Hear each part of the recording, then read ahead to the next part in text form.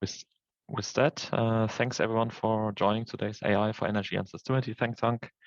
It's my pleasure to introduce today Riccardo Ferrari, who's Assistant Professor for Fault-Tolerant Control in the Delft Center for Systems and Control here in 3ME. And his title of the talk today is Safety and Resiliency of Dynamical Systems, the Dual Rule of Uncertainty. All right, thank you, Mark. Thank you so much for the introduction. So it's a pleasure to be here. And today I'm going to talk to you about uncertainty. So maybe you have heard about Voltaire, and he had a wonderful teaching about uncertainty. He said that doubt is uncomfortable, but certainty is ridiculous. And so this doesn't apply just to us as persons, especially if we are tenure trackers, but also to systems that we build and to their safety and resiliency. And so this is what I'm going to talk to you about today. But I will show you how actually there are two ways of looking at uncertainty. One where uncertainty is an enemy, and one where it is a friend. So first of all, anyway, I want to tell you something about my group and what we are doing and who we are. So this is a group picture. So these are my PhD students and postdocs. So this is also a wonderful sunny day that we had in Delft. So apparently it is still possible to have them. And my group is working on two topics that are anyway connected. So the two topics are wind energy. So this is maybe the connection to today. And the other is automotive. But the link between these two different application fields is in the theory that we are working on. And this is on safety and security and fault tolerance of dynamical systems. So we make controllers for these systems to keep them safe. So I myself, I can tell you something about me. So I was born in Trieste, which is a city in Italy that is quite cold, actually. We have a very strong wind. This is a picture from quite an exceptional, but not unseen winter. And after studying there electronic engineering and specializing in control systems, I went working to the industrial sector for several years in steelmaking. And then I came back to the academic world and landed here in Delft. So, but let's go back to the topics of today. Safety and resiliency for dynamical system. So probably we have heard these words quite a lot, especially this year. So safety is applied to an automotive example here, and resiliency is applied to us as persons. But there are several application scenarios where these things are important. So I mentioned wind energy, but also electric grids, smart grids, automotive, aerospace, autonomous vehicles, and industry and transportation as well. So when we want to make these systems when we want to make these systems safe and resilient, we need to fight against some challenging actors that are not cooperating. And these are faults, degradation phenomena, cyber attacks, and a common denominator that is making all these things difficult, but as I will show you, sometimes even easier, is the presence of uncertainty in these systems. So we don't know everything. We don't have perfect mathematical model of these, and we don't have perfect way of measuring their quantities. So to explain a little bit better why I'm saying that, let us look at this system from the point of view of how we control them. So when we look at the way we control them, we model them, we think of these systems as something we call cyber-physical systems. So we have the plant itself, the physical part of that. We have sensors and actuators that are physically interacting with that. But usually, especially if the system is very large, the controller, so the brain, is not co-located. Can be in a remote position. Or maybe you have a factory that is so big that anyway, it is hundreds of meters apart from the process it is controlling. So the connection between these two parts usually is through a network. Even in a factory or in a car, you have a network. You have the CAN bus in a car. You have Profibus, Profinet, or other kind of buses on the factory floor. So the connection of these parts, the physical, the cyber part, and the presence of a communication network is what is making this interesting from this point of view, from the point of view of safety and resilience. And these two properties that we want for the system, they can be put at risk when we have different kind of phenomena, negative phenomena happening. So one kind of phenomena are the physical one, faults and degradation that are affecting safety and resiliency directly at the physical level. But we can also have cyber attacks that are compromising the system at the cyber level, so it is causing a security issue. And the security issue itself, because everything is interconnected, can cause problems at a physical level. So this is what is making these systems pretty much challenging and interesting for us. And a common denominator, as I mentioned, is uncertainty. So we have attacks, as we said, and we have faults here at this level. So what is the role of uncertainty then? Well, when we are looking at the physical level and we are looking at what faults and degradation are doing, what we try usually to implement is a way to detect these phenomena in order to counteract them. This is what is called fault diagnosis. And to do that, indeed, we need these two steps, detecting them and then do something to counteract. The issue is that uncertainty in the measurements or the model that we are using to describe the system is making these two steps more difficult. But let us look at the other side. The other side where we have an attacker that is eavesdropping from the communication network. There, uncertainty can be quite useful. So if we can put uncertainty on this channel, then the measurements eavesdropped by the attacker are compromised. And so the role of the attacker now is more difficult. So this talk will revolve around these two different roles that uncertainty can have. On one side is making our detection and accommodation steps more difficult. On the other side, we can leverage it. We can introduce uncertainty in the system to make the life of the attacker more difficult. So let us start with this first point of view, when uncertainty is bad and we want to fight it. So I'm a control system engineer, and as I anticipated, what we do is we try to prevent this scenario, so a fault causing a failure because we don't do anything. And to prevent this scenario, we implement schemes such as this one, schemes that we call fault diagnosis and fault tolerant control schemes. So we introduce steps that allows us to detect the fault, to characterize it, so where it is happening, how big is that, and then to reconfigure our system in order to counteract. So if, for instance, we have a failed sensor and we are so lucky to have a spare, then what we can do is to switch the spare.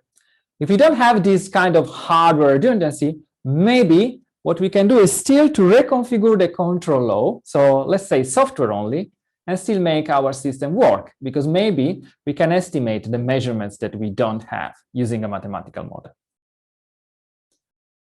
So if you're interested, there is a series from National Geographic called Mars, and in the first episode, they are actually on a spaceship and doing a fault tree analysis. So they are doing all these steps that I carry here, and they are showing that in fiction. And that's amazing because it's the first and only time that I have seen these topics being dealt with in the fiction. Okay, but let's go back to our algorithms. How we do that, how we do the detection step. So the detection step is based on computing two things. One is called the residual, and the other is the threshold. So the residual is telling us how different is the behavior of the system from what we expect in healthy conditions. And the threshold is a maximum level of this difference that we can tolerate. The threshold is not 0 because due to uncertain knowledge of the healthy conditions and normal behavior, and due to noise in the measurements, well, what we expect will never exactly be what we measure. There is always going to be some difference, some physiological difference, and we need to tolerate for that. Otherwise, we get a lot of false alarms. And one way to implement that for a dynamical system is to have a so-called observer. So the observer is computing an estimate of the output of the system in healthy condition. So now I will skip a little bit of this definition, but the key point is that the more uncertainty we have in the system, the higher needs to be the threshold. And the higher the threshold, the more difficult for the residual to cross it. So it's more difficult to detect small faults when you have a lot of uncertainty, which actually doesn't make sense. So, okay, I will skip a little bit about this equation, so I don't want to be boring, but I just want to bring your attention to the fact that we can describe the evolution of the residual itself as a dynamical system, and it is what we are writing here.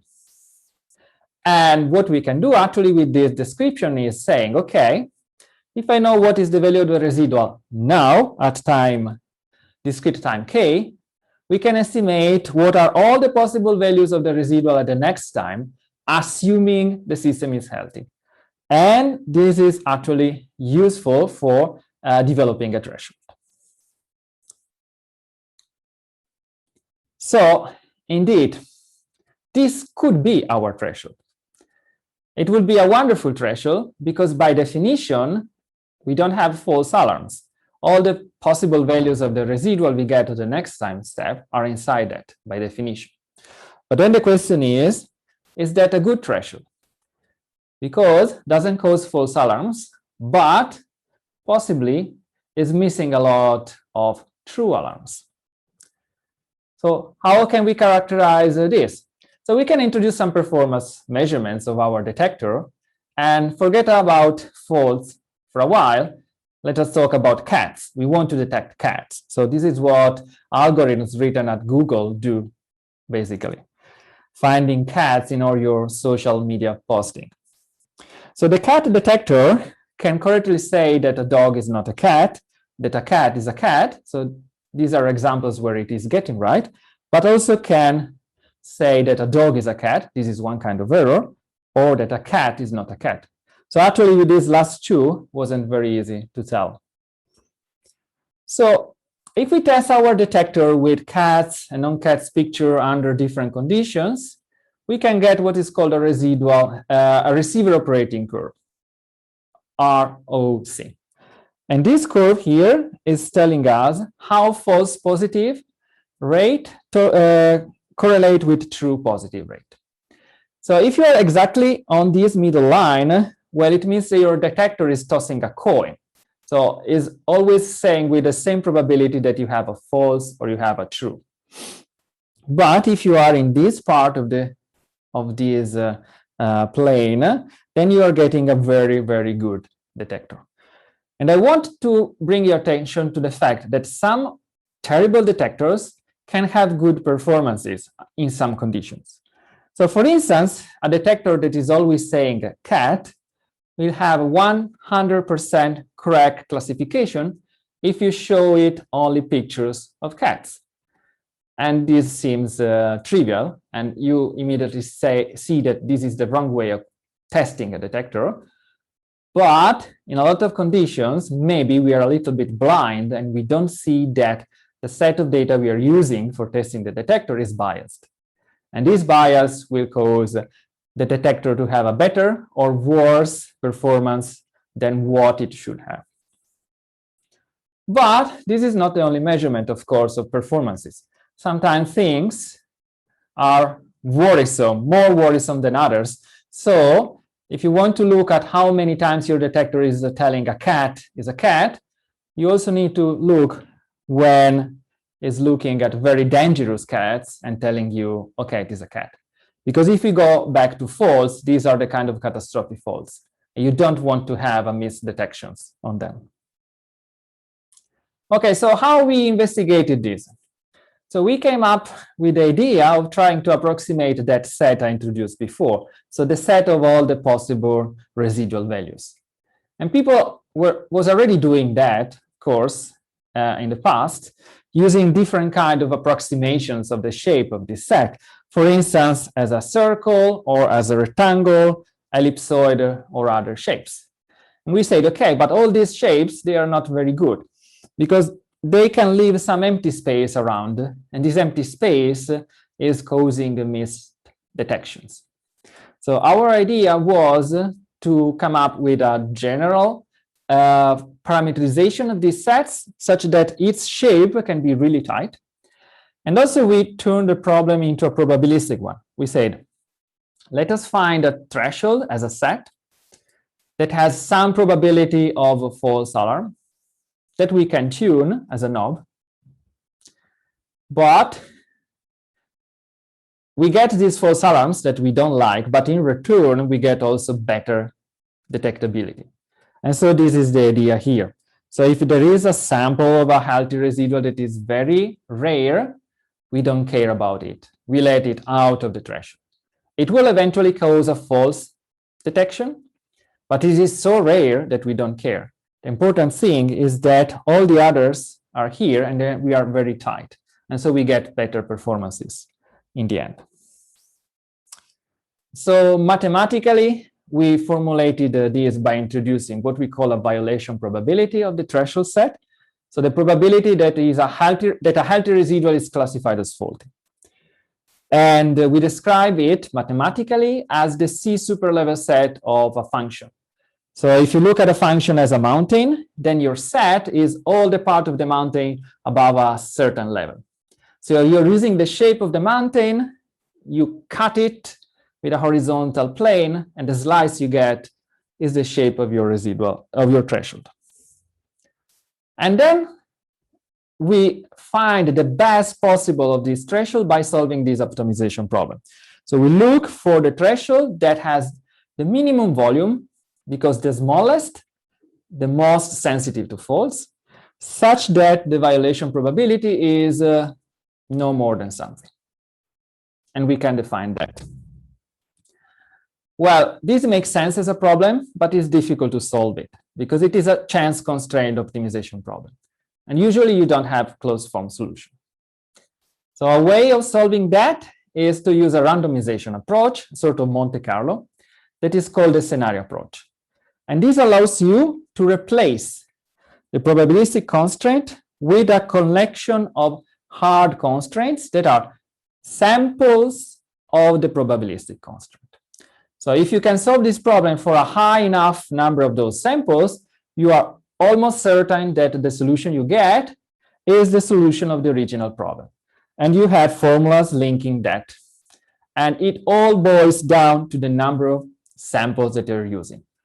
The more accurate, the more confidence in the solution you want, the higher the number of samples. So this is quite powerful, but the downside is that it's really conservative. So in the end, it requires much more samples than what you should. So this formula is not really tight.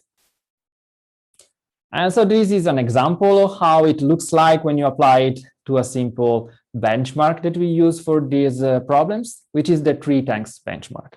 So you have pumps filling water in these tanks, water that is got out from the tanks here, they are connected, and you want to look for a pipe blockage or a pump shutting down or a leakage in one of the tanks.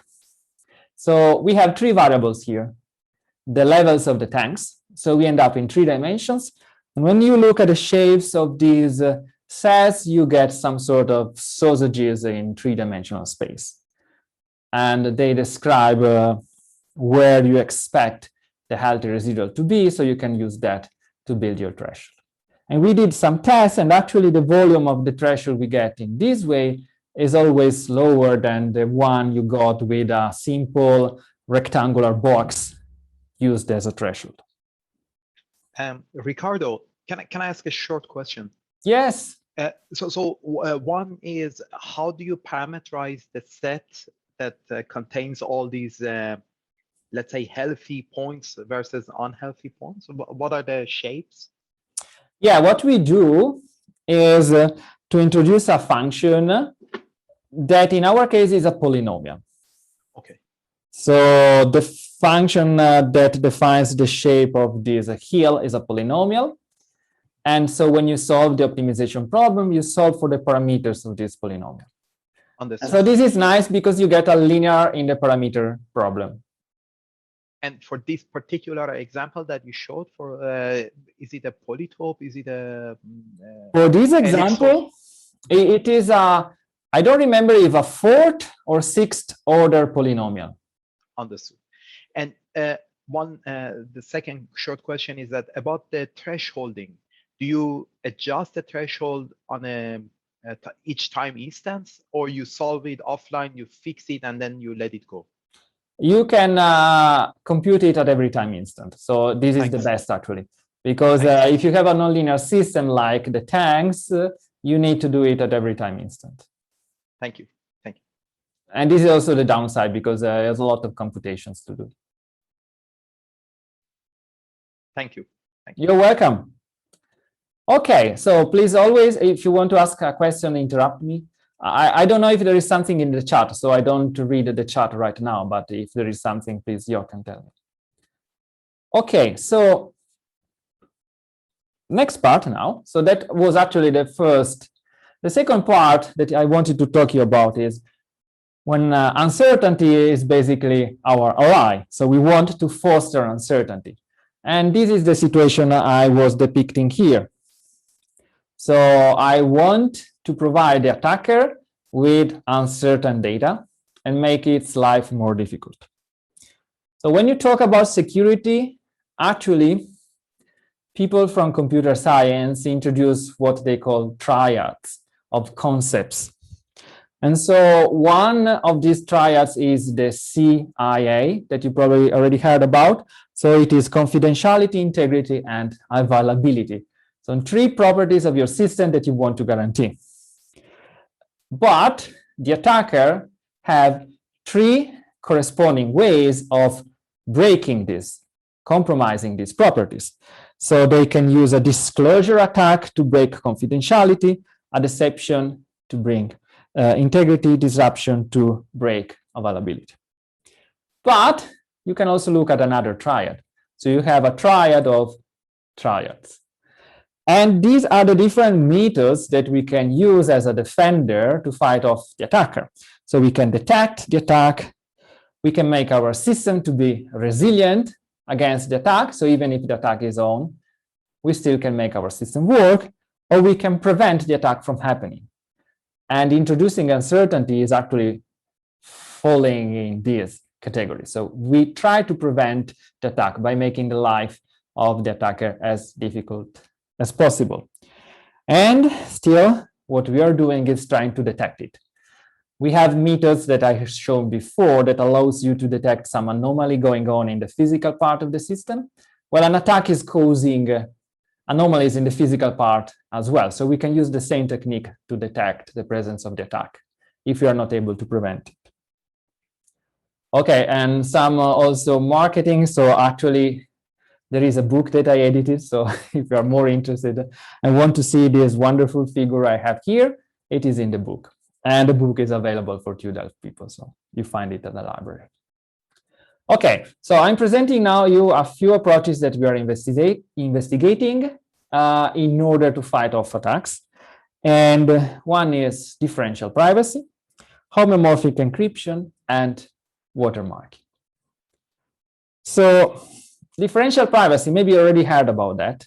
So it is solving a paradox. So how can we learn useful things about a population without revealing information about individuals?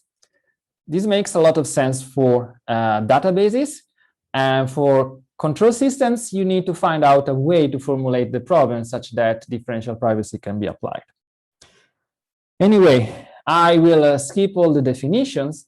The only thing I want you to look at is the problem. So we have a database with some data that is confidential. So the presence of Smurfette in the database.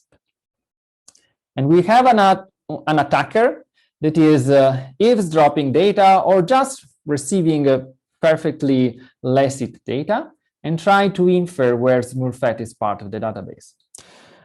Differential privacy is based on introducing in between a third person, so is the big Smurf you see here, that is called the curator. And the role of the curator is to introduce uncertainty in the queries that are done on this database. So if the bad guy is making a query that would reveal the presence of Smurfette, before providing the answer, the curator is adding some noise to that. And this noise is big enough to make it very difficult for the attacker to understand whether Smurfette is present or not. So I will skip this, but I just want to show how we implemented that for a control problem. So we looked at a problem similar to the previous one with tanks. And we draw here a graph representing tanks, and the edges represent pipes. And in this example, we have one subsystem that is like a supplier of water that can use two different paths, this one or this other one, to supply water to a customer. And the customer would like to try to understand which of the two supply sources is used at a given moment. But the supplier doesn't want to let it know, because possibly pricing depends on which of the two options are used, and the supplier wants to keep this as a secret. And so you can model that as a dynamical system, and you can introduce a variable u that can take two values, 1 or 2. So I can use the first or the second source. And then when the second subsystem is asking queries, which means making measurements or asking for a measurements to be sent from the first system, this one is adding some noise. So it can be measurement noise, or can also be some physical noise. So maybe the supplier can add some more or some less water at this node in order to make it difficult for this one to understand which of the two routes is used. And the key here is by looking at the sensitivity. So we look at how much a value here or a measurement is sensitive on which of the two possible routes is used. So the more sensitive, the more noise we need to add to hide that. So in some way, the dual problem of what we had before when we were considering the residual and the threshold. So the threshold was designed on the presence of noise that we have.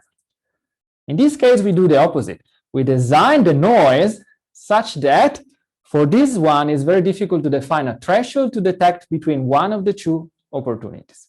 So it's exactly the dual problem. But in this case, we add uncertainty, and uncertainty is our friend. And here I have some plots. For instance, in the case where we don't have this privacy mechanism. And so this is a level of one of the tanks. And what you see here is a residual that the second subsystem can compute. And this residual is sensitive to which of the two supply routes are used. We assume that at some point we switch, and you see that this residual is extremely sensitive. But then, in the second case, we add this differentially private noise. And what happens is that the residual that before clearly shown the switch of the two supply routes now is showing, well, noise. And there is not an easy way to define a threshold here to detect which of the two situations is present.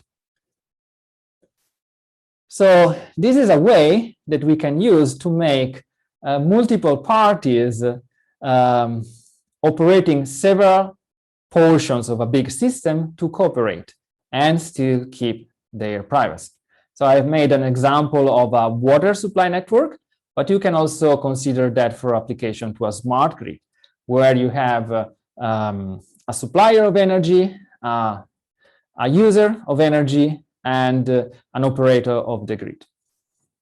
And for instance, the supplier doesn't want you to know if he is using wind energy or solar energy at that moment, because it's private information. So one thing anyway is that when you use differential privacy, you are getting something good, but of course, this doesn't come for free. You need to sacrifice something else.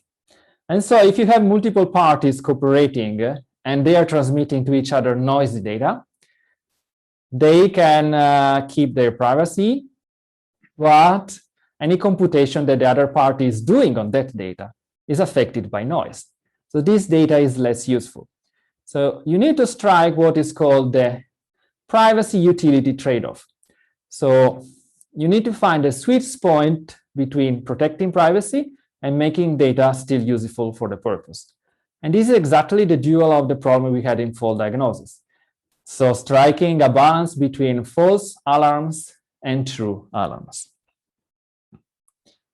And I will briefly just show an example. Okay, so these are a couple of receiver operating curves for the example that we had before. And I'm showing that the curve that without privacy is here. So in the good part, when we add privacy is moving down here. And if the other parties you are communicating data knows about the privacy mechanism, they can still try to limit the impact of that. But if you're not even transparent about that, and the other parties doesn't know that you are using differential privacy, their performances, they will get really, really worse. And so this other plot is showing a few operating points here, and they are completely off with respect to where they were expected to be. So that was one thing. So I will. Sorry, Riccardo. What is the meaning of the numbers on each of these curves? So each of the curve is attributed to one number, 1 to 10, on ROC curves. Yes. So that depended on the level of privacy. So in this case, a higher number means more privacy.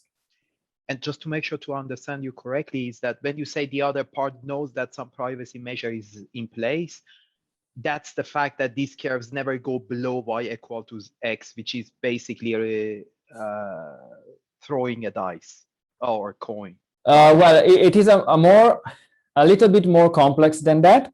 Okay. So if you look here, you have some open circles. They represent the intended operating conditions of the algorithm or the third party. So they were expected basically to have a false alarm rate of 5%. But when they don't know that you are using differential privacy, their operating points gets moved there. And so basically they can be anything. So you even get to this situation where they have almost 100% false positives. So if you don't tell them that you're using differential privacy, basically those data is useless for them. So now a follow. Okay, I'll ask my question later. Please continue. Okay. I don't interrupt you. I'm sorry. Okay, another thing that we are doing is watermarking. So in watermarking, you are not just adding noise, as in differential privacy, but you add some very specific kind of noise, which is going to mark the data. So why we want to do that? Well, because sometimes attackers can use our own data against us. They can record data from the previous operation of our system, and then can inject that data later. This is what is called a replay attack. So they record data transmitted between the plant and the controller, for instance, and replay it later. And so an operator of the plant thinks that everything is going fine, but instead something malicious can be happening, but it is hidden. So it's like when the Pink Panther wants to steal money from the bank, and it is replacing recording from the security camera with all recordings. So this is very bad for control systems, as you can easily imagine. So our idea is to detect this by putting on data something unique. And so if the attacker is later replaying that, we can easily tell. And this is called a watermark. So for instance, you have a watermark on an image, but you can also have watermark on a one-dimensional signal like audio. You can do some selective distortion in frequency bands that usually you don't care about. And there you can hide some useful information. And the trick, of course, is that this information is not always the same. So if the attacker is using data from yesterday, you can tell, because yesterday you were using a different watermark than today. At least this is what you should do. So we applied this idea to control system. So here we have the physical plant. We assume that first of all, we put watermarks on the sensor data before transmitting it over a network where we suspect that there is an attacker that can intercept and alter data. And then on the other side of the network, where we have the controller, we look for the watermark. And we made the watermark, we are also able to remove the watermark. But if we remove the watermark that we applied, we get meaningful data. But if the attacker is doing something and playing old data, and we try to remove the watermark of today, well then, here we can detect it. So this is an example, but I will skip through that because it will take too much time, but it is just to prove that actually this thing, at least in simulation, is working really well. But then we want to move forward and find some solution that is making both differential privacy and watermarking obsolete. And what we are working on right now is called fully homomorphic encryption. So maybe you heard about that. So it is a type of encryption that allows you to do mathematical operation on encrypted data. So if you encrypt data of the sensor and you send it encrypted to the controller can use these encrypted data to do its own computations, because computing a control law is made up of addition, multiplications, and these kind of operations. You can express like that. And this can happen without first decrypting data. And this is very important, because if you use encryption in a control system, normally you need to encrypt sensor data, send it to the controller, decrypt it, apply the control law to the plain text data, encrypt the result, send it back, decrypt it, and finally apply it to the actuator of the plant. So these are 4 operations that can take a lot of time.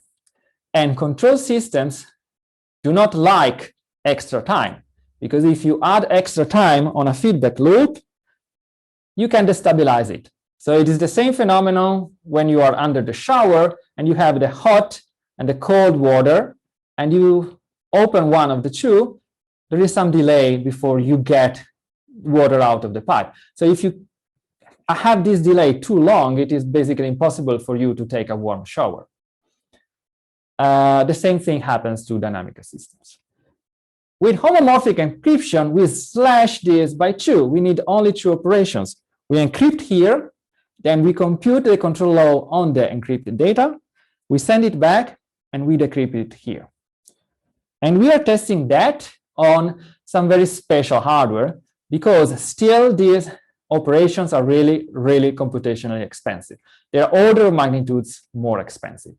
But we found a way to make them real-time for simple systems, inverted pendulum.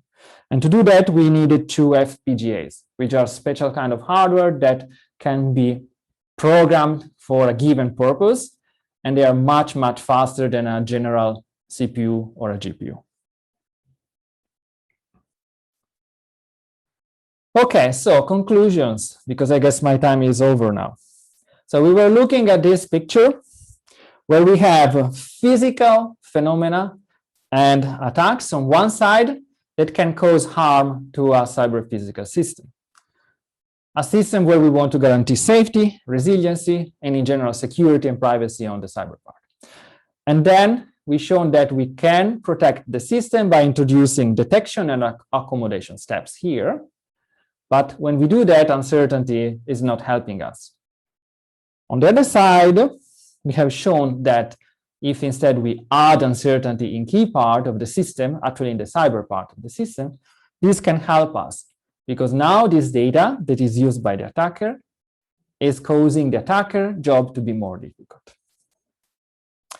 So what I'm working now for the future. So when we talk about uncertainty, well, if you want to be able to do that, you need to master it.